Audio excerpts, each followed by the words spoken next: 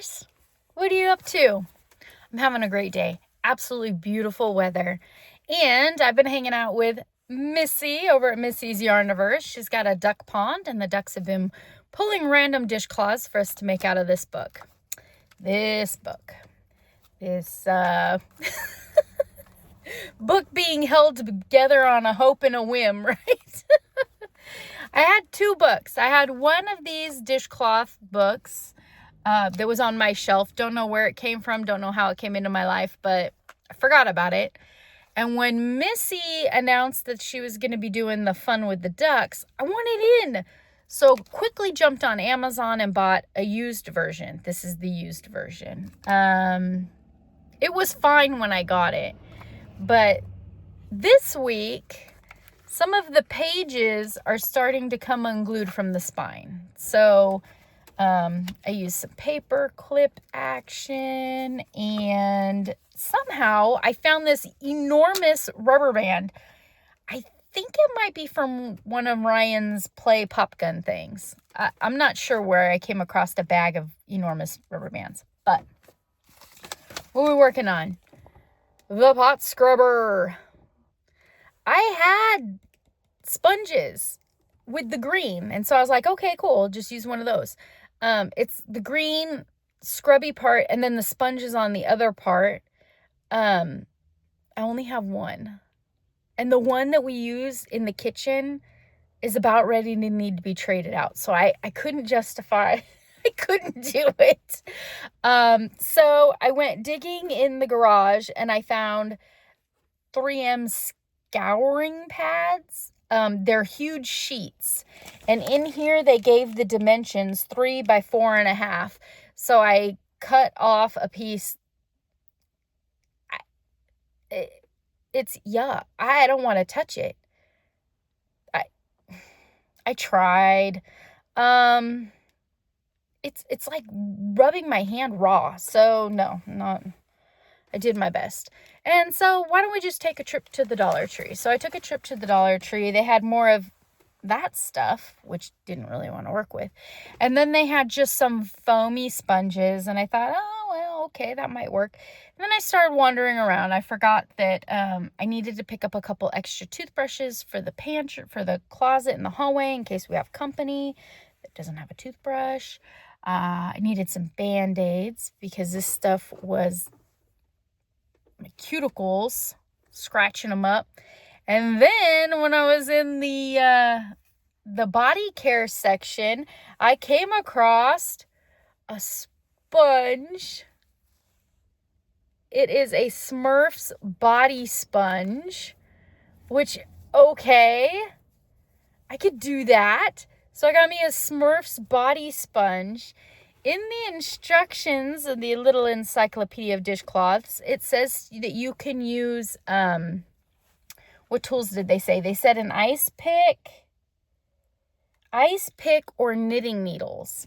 So this sponge has like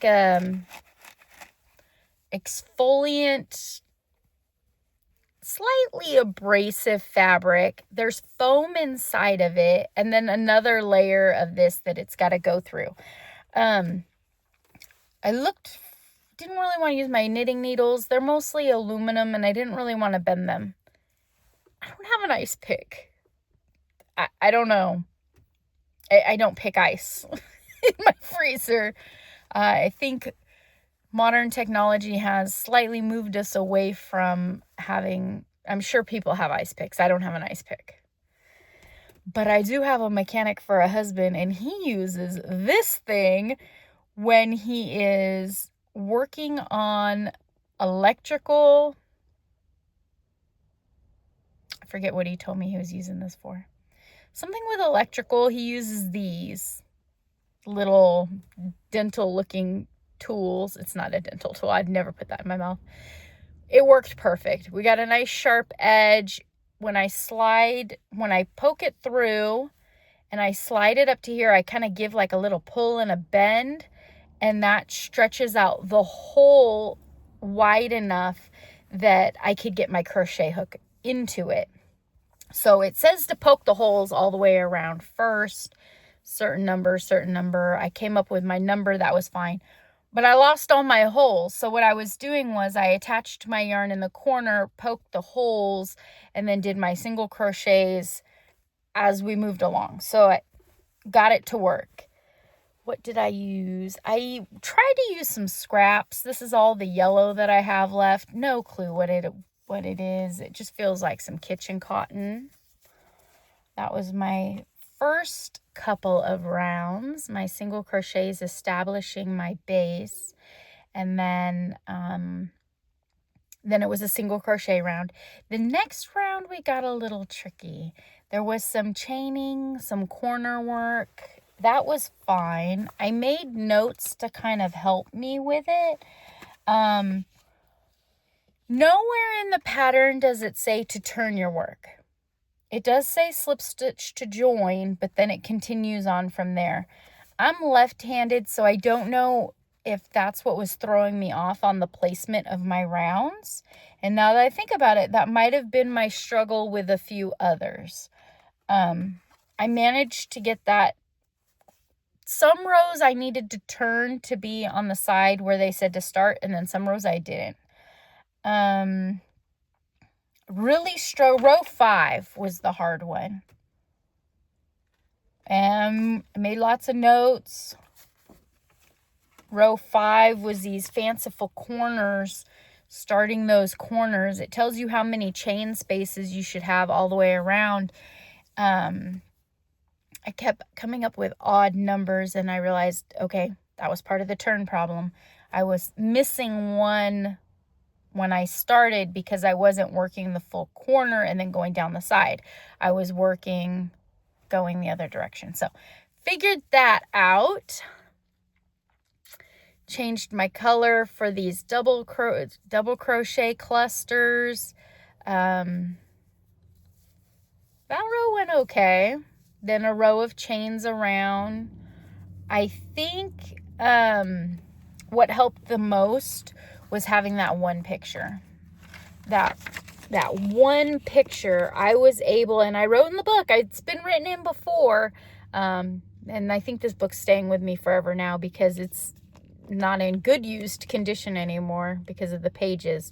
I need to investigate on how to glue those pages back in there. But counting my clusters, so there was 7 on the corners, 5, and then counting how many 5s, that really helped me keep it in perspective while working around. I don't think this is a pattern that I'll make again, just because I'm not sure how useful the decorativeness is.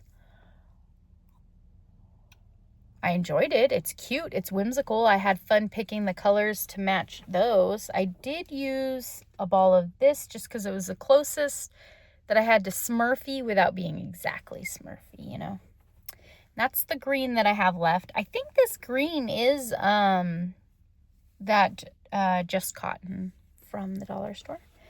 I used my Old Faithful, which I've worn the numbers off, but it's a 4.5 millimeter hook. Yeah, that's what I did. Oh, I need to remember to send a picture to Missy. If you are making the dishcloths, email Missy a picture so that she could put it in the parade and you could be part of the marching ducks. I had fun with this one. It was definitely a challenge to work through them and see what a difference it makes working from left-handed to right-handed. Some people say, oh, it makes no difference. Some patterns don't. If it's evenly symmetrical on both sides, it doesn't seem to make a difference. But when you're starting with a short side and a long side, it does make a difference. Are you working the long side first or the short side first? So you might have to work that step backward if you're left-handed. So in reading the next steps, sometimes I did write turn to remind myself, or I would go back to the picture, count how many repeats, and then make sure that I put short side equals 5 chain spaces, long side equals 8 chain spaces. Just as a little note for myself, if I read through this step and they they wrote down what you should be doing all the way through. I went through and broke down, okay, here, this is the first side, short, and I put short side. And then I'll put corner so that I know that that's working the corner. And then I can see the repeats, and it'll say, you know, repeat it 2 times or repeat it 3 times. Well, then I was putting which one it was. Was it a corner, was it a short side, or was it a long side, just so that I could keep track of my left and my right. It might have been a little much. I might have taken this one on like a book report, when usually I'm like, I got it, we'll make it work. This one was very serious to me. It took a lot of focus, and I put a lot of time and attention into it. Thank you, Linda Daly. D-A-L-E-Y. Dolly. Thank you, Linda. I will use it. I'm going to use it in the bathroom, though. Smurfs don't belong in my kitchen. Who knows what'll happen if they run amok in there. All right, Missy. The ducks didn't fool me this time. I figured it out with my left hand. Thank you for visiting with me. Let's see what the ducks pull. I'm kind of excited. We're moving right along. In my index page over here, I've been marking down the ones that we've been doing. I even labeled my book this week. I know, I feel so administrative this week.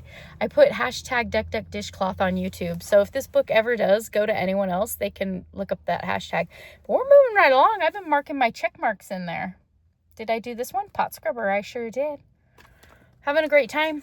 Thank you. I'll see you soon, okay? Friday.